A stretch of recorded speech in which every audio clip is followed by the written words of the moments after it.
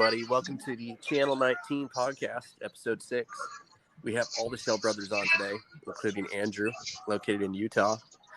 I recently got his CDL Class B, so now we got another concrete driver in the family. But we figured we'd have him on and swap a few stories, discuss some new things, and welcome back. Andrew, welcome to the crapshoot. Yeah, thank you. Appreciate it. Good to be here. Thanks for the invite. All right, so Andrew, you've never been on here before, so give us a little bit of introduction as to yourself and what you're up to and what you like to do and your personality. Wow. Okay. Didn't expect I'd have to introduce myself, but that should have been assumed. Well, okay. I'm Andrew, and I am a Schell brother, evidently. I am the oldest, and yeah, that's about it. No, just kidding. I am currently living, like you said, or was it Joshua? Caleb said, in Utah, Cedar City, Utah. I'll just kind of work backwards real quick. I'm in flight school at Southern Utah University, currently studying my heart out for the CFI program, so the Certified Flight Instructor program. So that is fun. We moved up here from Yuma, Arizona. That's where I got out of the Marine Corps. Was at Marine Corps Air Station Yuma, and was in the UAS part of the aviation wing down there. So that was for about 6 years. Before that, kind of went everywhere across the world. Now I did some like volunteer mission work in Papua New Guinea. That's where I met my wife Rachel. Yeah, so had an interesting past 10 to 12 years. So yeah, currently married with 2 kids, 6 and 8-year-old boys. 2 is plenty for now. They're a mess, but they're fun. Smarter than me for sure. So there we go. And then as far as my job goes, and the reason the reason I was invited, I guess, is because I have a Class B deliver concrete. So there we go. That's a nutshell of my life. It's a pretty solid job, really. Well, thank you. So Oh, great. Joshua, okay. You can put that in your joke book. Okay, wow. I just now got it. Holy crap. Now, what are you guys running? Front dumps or rear dumps? Front discharge. Wow. You ever take little big boys. Them things? What's that? It take a while to get used to those cabs. Oh, yes, definitely. And in fact, I drove one of the newer models the other day, and it takes half a day just to get used to that version too. So Yeah. I don't know. I was Each one's a told little being bit in different. the middle of that, like, you got to center yourself in the lane is so different from being like a regular truck where you're off towards the dotted line. Yeah. I think especially once I really got into it, I started driving my pickup like the mixer because I was spending more time in the mixer. So Yeah. yeah. They're Catch very yourself nice driving down for getting in tight spots, so. You're like, I'm always putting my pickup tire on the rumbles. Yeah. Nice. How long So, have you had your CDL for? Let's see, 7 months. So yeah, not that long. Goes by quick. Yep. So, how many mailboxes have you hit? None. How many mailboxes have you hit, Caleb? 1. Not Actually. Yeah. Nice. I know buddy of mine, he hit a mailbox. Really? Yeah, I never heard about that. yeah. With his, he hit it with his tire, and he was flying an airplane, by the way. I'm just kidding. That's true story though, but doesn't have anything to do with semis. But yeah. Anyway, continue. Mailbox baseball. Yeah, mailboxes. What else have you come in contact with besides mailboxes? Yeah, Caleb. I don't know how when you're pouring those big slabs, we were doing an apartment.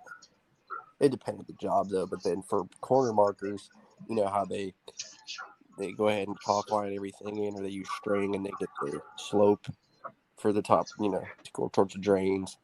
And what they'll do is they'll leave a piece of rebar sticking up where they can tie back off to. And whenever you're backing in, just a rule of thumb, you just do what the guy directing you on the ground tells you. And if anything happens, they pay for it. So if you blow a set of duals or you back one of the pieces of rebar, finishers pay for it. If you're doing what they tell you. Because we, of course, had the guys before me. I replaced them I think the one guy on one job, he's backing up, wasn't paying attention, was doing his own thing. He blew, I think, 2 sets of duals on one side, and then he freaked out and pulled forward and blew the steer. That truck had to go change all the tires right there on the pad. But it's you can, with them straight trucks, which is nice, you can get in some really tight spots. Mm-hmm. Which most concrete jobs are, because by the time you're pouring concrete,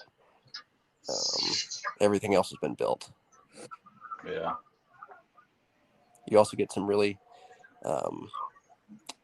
Peter, if you go down the second cabin exit, I believe. Yeah.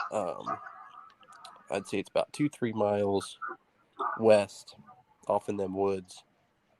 There is a nice house out there. The dude, he built a dam that goes around, or it's a levee, I guess, but goes around probably like a 10-acre pond. So the driveway follows the levee, right? As soon as you come out of the trees, you can see the house across the lake. It's like probably like a 7,000 square foot house.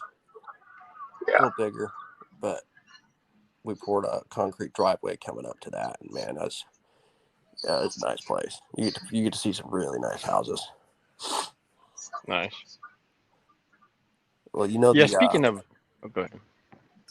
The steel place in Cabot there, Diamond? Yeah, is that the owner? The owner, no, he owns one out towards your house.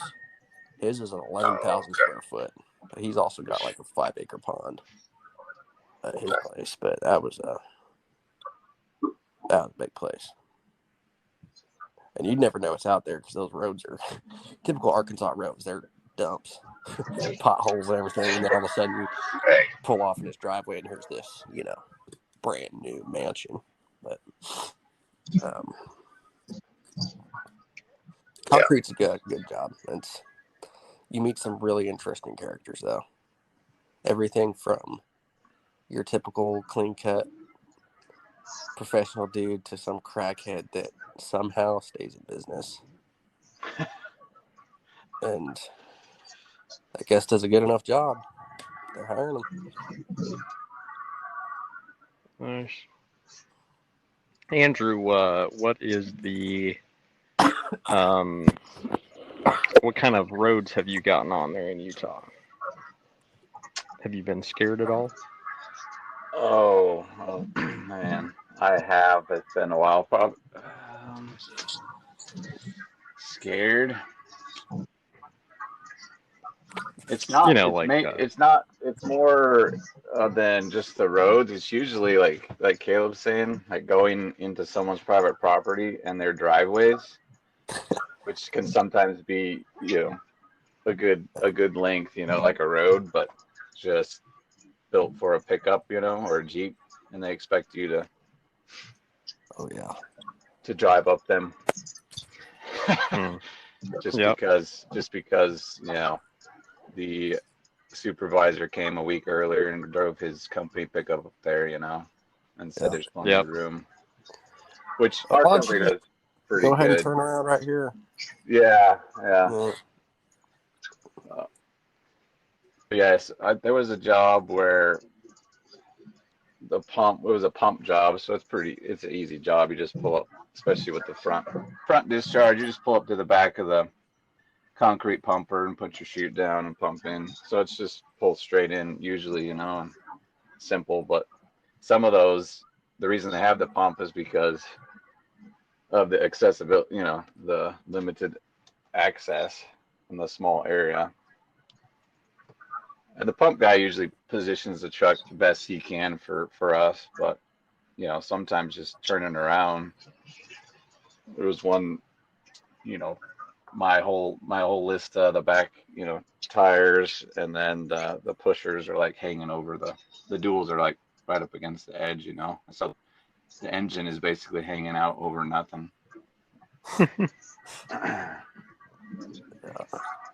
But Nice.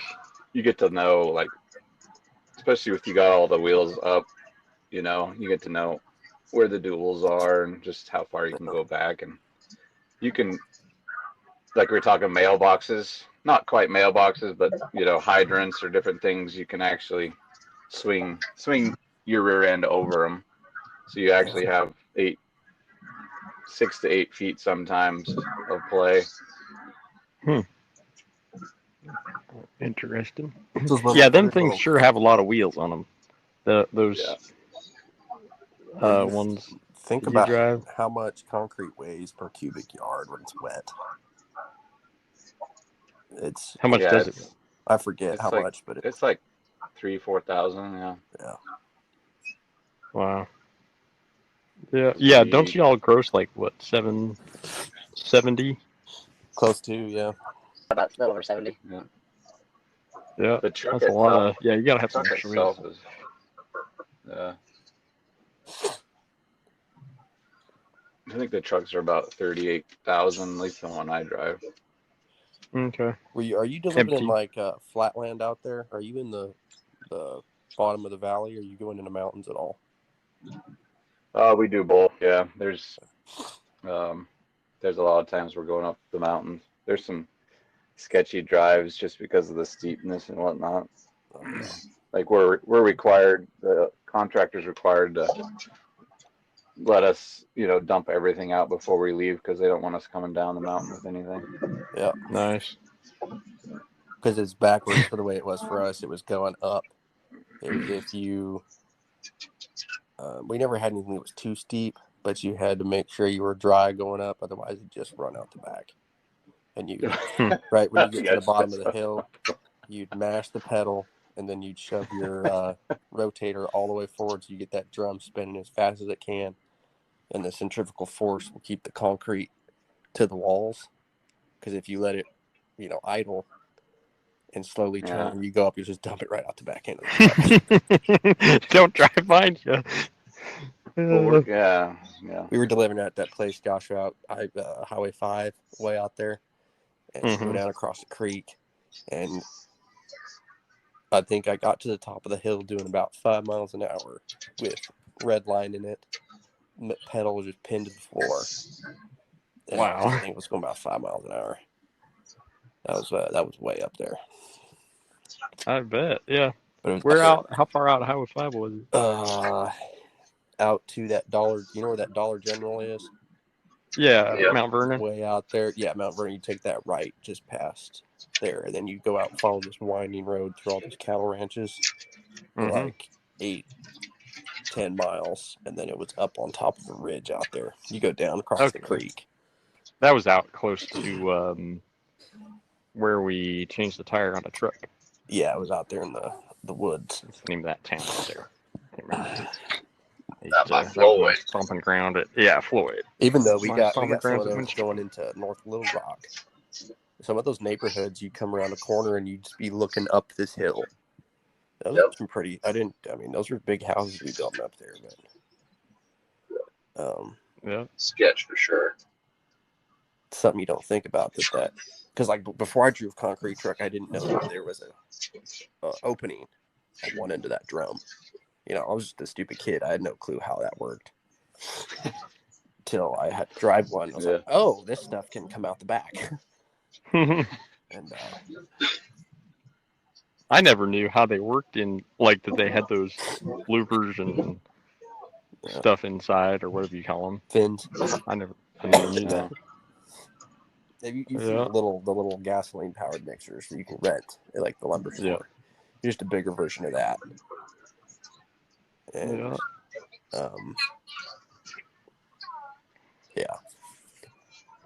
I forgot about this until just a few minutes ago. Me and Caleb got to work. We got to work on 2 jobs together. We worked at BTR, an internet company, and then for a little while, and then he went to concrete, and I went to work for a friend of ours for a month or 2, and we were building a shop house, and Caleb came and delivered the concrete. So we got to work together on 2 different jobs.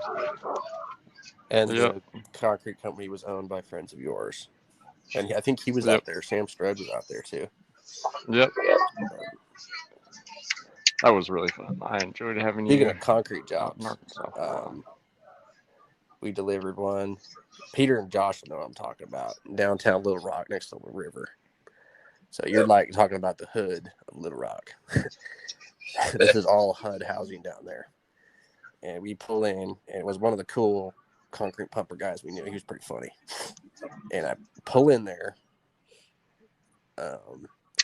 had to back up to him, and the streets these streets are built in like the 80s or 60s, so they're real narrow.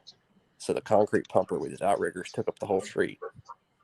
So he had the street blocked. He had the boom. Andrew knows what I'm talking about, how them booms are shaped. He had the first section of the boom going straight up in the air and then straight back down.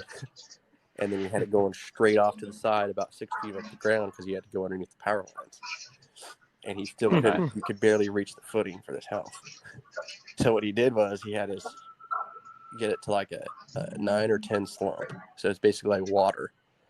And then him and his helper just held the tube and ran that sucker wide open. I run my truck wide open, and they just started blowing it horizontally, trying to reach one end of the footing. And they're like, oh.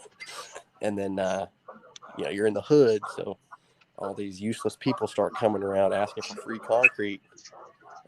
I couldn't wait to get out of there. I didn't have my piece on me. I was happy when we got out of that job. But that's what you got to do sometimes. Yeah. So once y'all water the concrete down that way, there's no way to get it dry again, is there? No, you're just gonna let it sit. Okay. If it was close, and because Andrew knows what I'm talking about, the contractors are always going to complain. You're never going to do it right. You're going to get there and it's going to be too dry. It's going to be too wet. Well, if it was close enough but it was a little too wet, you could spin the drum up in theory and just let the concrete sit there, and because inside it's splashing, so it's like tossing salad in the air. It's going to kind of dry out a little bit, but you got to sit there for 20-30 minutes and let that sucker spin. But you could get it to dry out a little bit to where they'd pour it. But a lot of times, like, you'd be like, hey, man, this is the slump I got from the plant. This is what you were at. Now, you could show them the receipt and be like, hey, you asked for it at this slump. This is what was loaded into the truck. It's not my fault. Because if you have a 30-40 minute drive to some of these places, it's going to dry out. And you only got so much water in your truck to add to it. But yeah, if you made a good reputation with the finishers, they were cool after a while, but there were still those guys that would complain. Yeah. And just a construction business. That's how people are. Now, a little bit off the subject of concrete trucks. Have y'all ever checked out? I'm sure you have checked out those concrete pumpers. I got to look one over. Really, that one that delivered out to the building we were working on. Man, those things are cool. There's some. Yeah. They're just yeah, how they utilize like even the outriggers. One outrigger is a diesel fuel tank, the other one's a water tank. Yep. It's pretty cool. Because the rest of the truck has to be committed to that pump. And Yep. I mean, it's pretty amazing what they can do. If you look up how they poured the floors for the Burj Khalifa, they had to go back to the drawing table with some engineers somewhere, and they had to redesign a new blend of concrete because the concrete they had, by the time they pumped it from the ground, what was it, 1,500 feet in the air, it was too dry by the time it got to the top. So they had to make a new blend of concrete that would hold the water all the way through those hoses to whatever floor they were pouring. Wow. Concrete's just It's a science. oh yeah, for sure. Yeah. But it's crazy what those things can do with hydraulic. They're moving like actual rock in liquid form. Yeah. A long ways, and it makes it so convenient for the contractor. Yeah, and they're pushing that stuff out of there at how many thousands of PSI? It's a lot. Yeah. That's another thing. If you weren't careful and you let a little break in your flow, you let the the concrete get too low, it'll blow up in the guy's face at the other end of the line. Yeah. So we were pouring next to a church. It was white, and I wasn't paying attention. I let it get too low in the pumper, and it sucked an air bubble through, and it blew concrete all over the side of that church. Contractor wasn't. He was like, "This is your first time dumping in a pump." I was like, "It wasn't," but I said, "Yeah," so I didn't look like an idiot. And he's like, "Hey man, just don't let it go below this line." He's like, "We're gonna have to scrub that wall down." I was like, "Okay, not my problem." But anyway, it's that's when you notice the pressure is when you get an air bubble. It bam, it'll blow stuff everywhere. Yeah. But like Andrew said, those are the easiest jobs because you just, especially for the front dumps, you pull up, you make sure it's wet, and then you just go. Especially if it's a pad or a slab, because they can just open it wide open and just start spreading the concrete with the guys troweling behind them. And you just dump your truck out, wash, and take off. Yep. Yeah, it'd definitely be simple. Sorry, I feel like I've been doing all the talking. I know that. Yeah, this is kind of what this was for. For y'all to talk concrete trucks. So, Andrew, do you have a more extraordinary story you'd like to share? Extraordinary. What's the closest you've ever come to wrecking? What's that, Peter? Oh, The closest that I've come to wrecking? Yeah. Well, the closest that I felt like I haven't really, I don't know, the closest I felt anyway that I was going to wreck.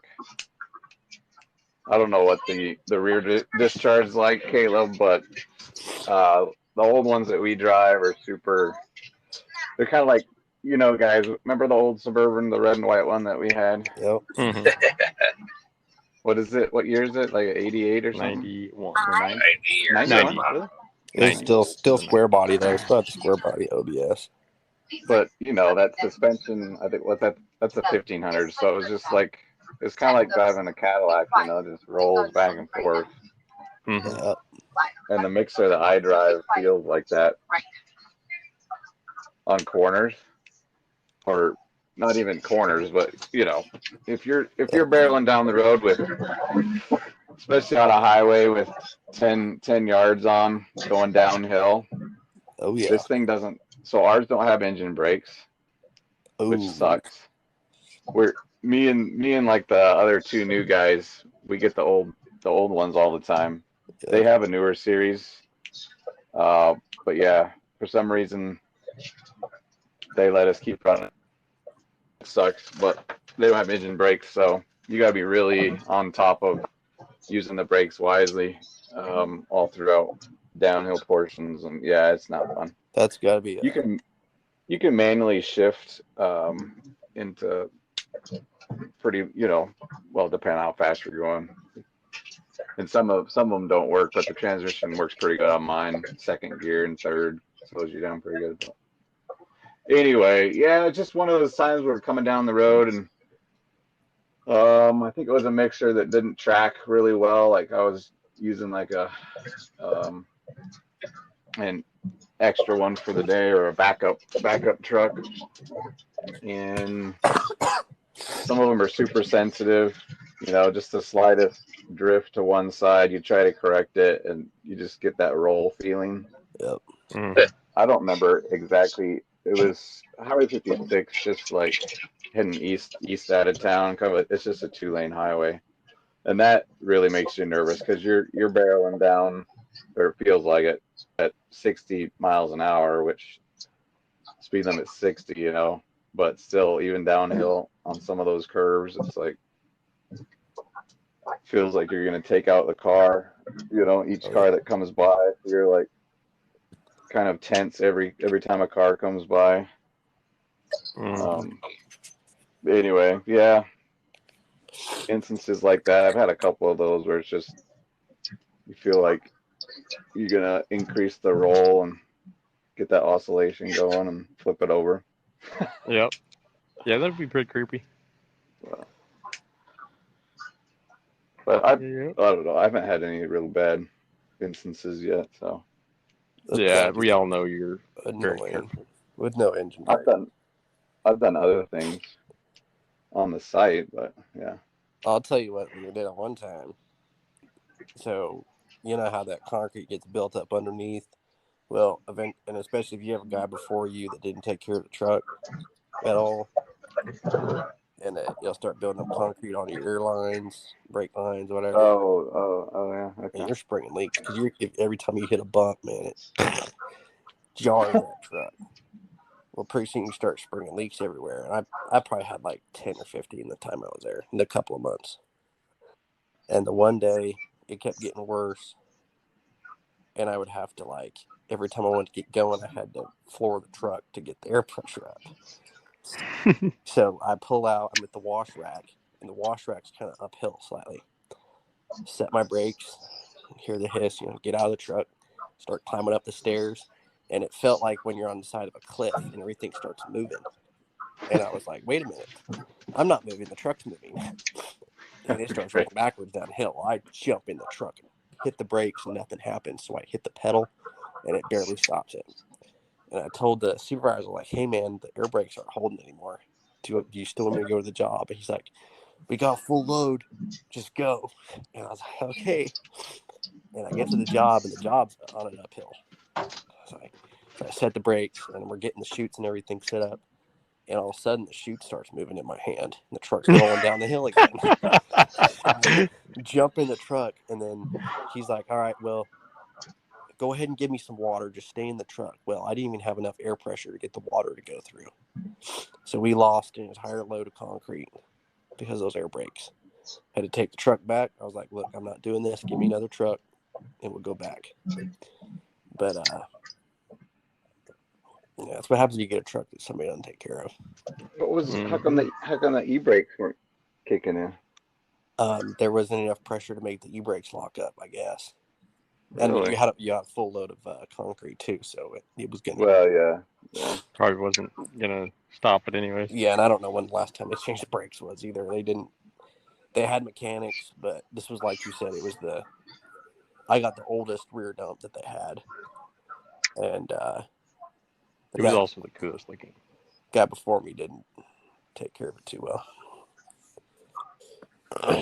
but they were good trucks. I mean, they had a little bit of roll, like you said, but they had some really stiff suspension because you would hit them Arkansas, number Highway 67. That bridge right by Austin coming southbound. Oh yeah, I remember that one. And there was a car behind me. I think it was a Dodge Durango or something. And I was empty. And whenever you're empty and you hit them bumps, man, it sounds like the truck's gonna come apart. And we wash it down as best we can to get all the gravel and stuff off. But there's always one piece. And if you had any mud built up in your hubs, it cleaned it out for you. So I hit that bump, doing 65, and I seen all these rocks go hit the road.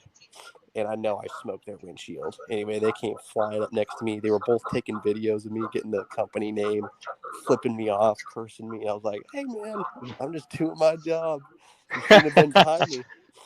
But because most of our trucks have that label back there, don't follow us within 200 feet. But yeah, they weren't too happy about that one. Yeah, I know the exact bump you're talking about. I ran that over with my motorcycle a couple times. It was only that would bounce you clear off the bike. Oh yeah.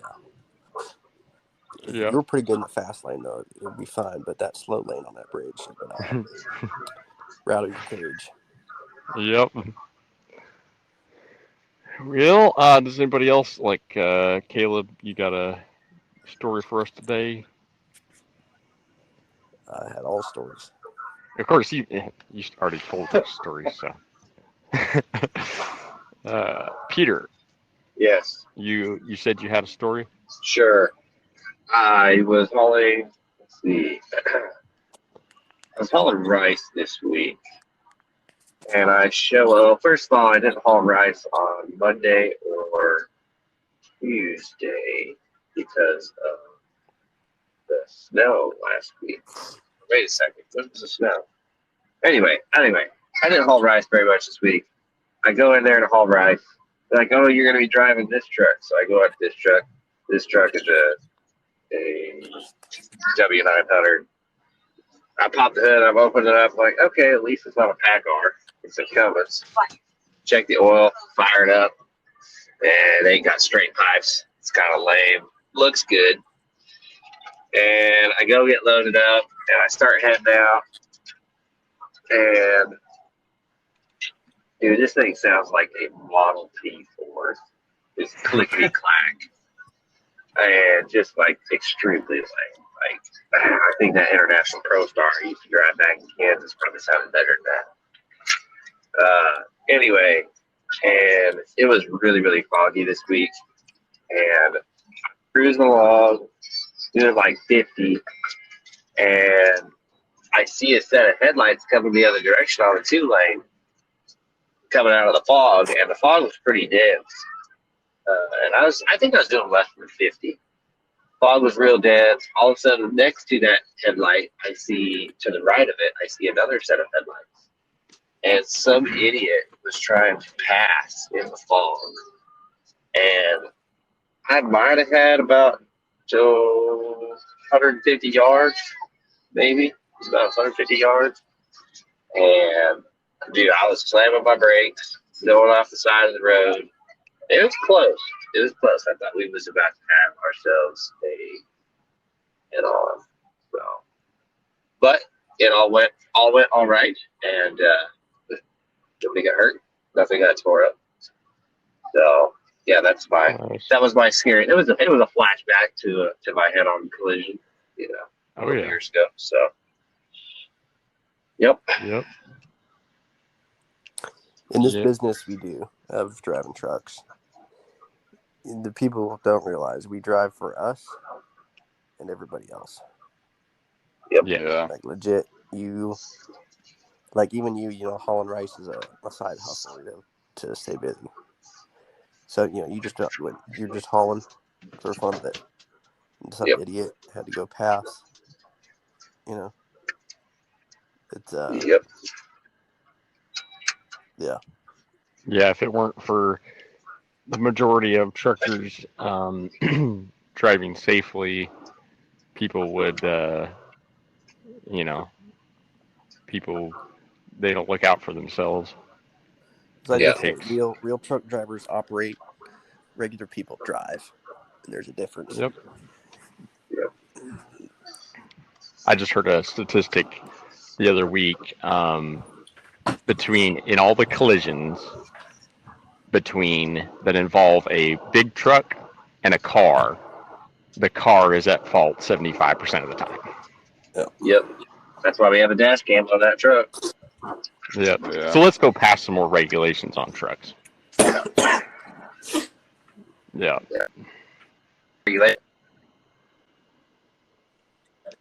The technology they got in Florida State DOT's I got, did. that like Yep. it measures tire pressure, weight, and all kinds of crap. Like you don't even pull you don't even pull off the highway, do you? Hmm. Like I it don't think measures so. it while you're cruising by at 60 mile an hour. Mm-hmm.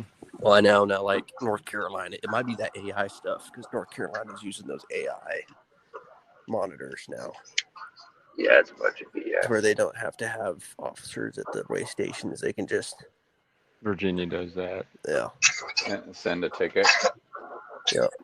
And Well, they got good. At least we don't have any cameras fat that look DOT. At least we don't have any fat DOT officers giving us tickets, and they're just AI, I just seen all the skinny guys AI that were like, they're going to officers. start driving down 95 with no clothes on.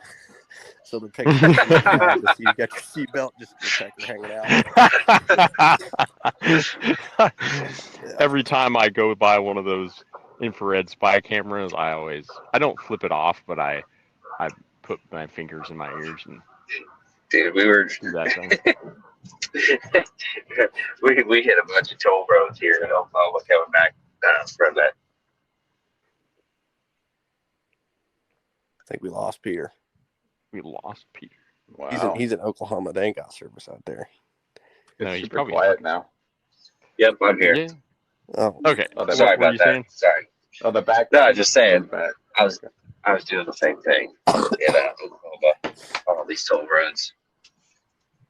Yep. Yep. Yep.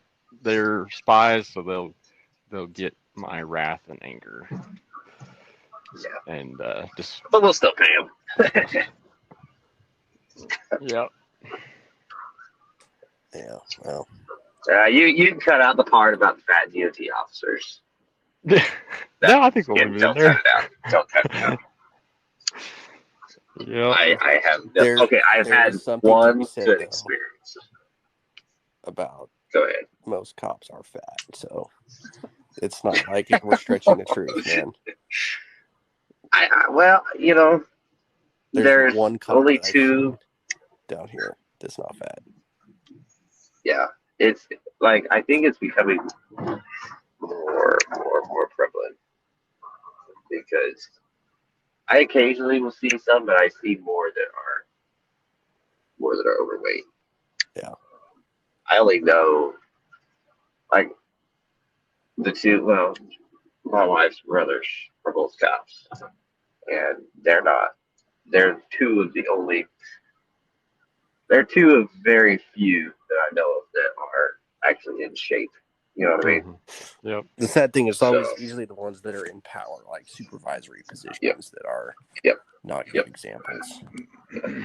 I have only had one good experience with the DOT guy. It was a Kansas DOT, and I was skipping the scales, and he knew it. And he was sitting there on the Kansas Oklahoma line, and he knew that's where all the trucks came through to skip the Oklahoma scales. And he pulled me off, but I was like 78.8 or 79.5, somewhere in there. And all he did was just look at my logbooks and look at my logbook or my e-log and my bill lady. Where you going? All right, cool. But that's the only good experience I've had with DOT. The rest have not been pleasant. It all builds what won't kill you, make you stronger. Builds character. It's true. And whatever doesn't take you out of service, add that. I got pulled in into the scale in